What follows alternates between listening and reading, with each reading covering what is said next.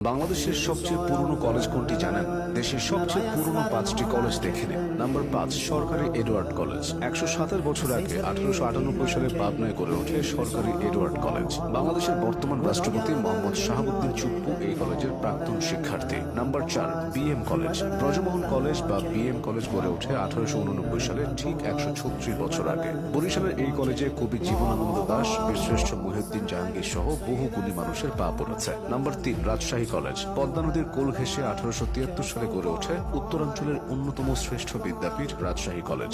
কলেজটির বয়স 152 বছর। Number 2, Chittagong college. বন্দরনগরী চট্টগ্রামে শিক্ষার আলো ছড়িয়ে দিতে 1869 সালে গড়ে তোলা হয় চট্টগ্রাম কলেজ। এই কলেজের প্রাক্তন শিক্ষার্থীদের মধ্যে রয়েছেন মাস্টারদা সূর্য সেন, বর্তমানের প্রধান উপদেষ্টা doctor Mohammad Yunus. Number 1, Dhaka college.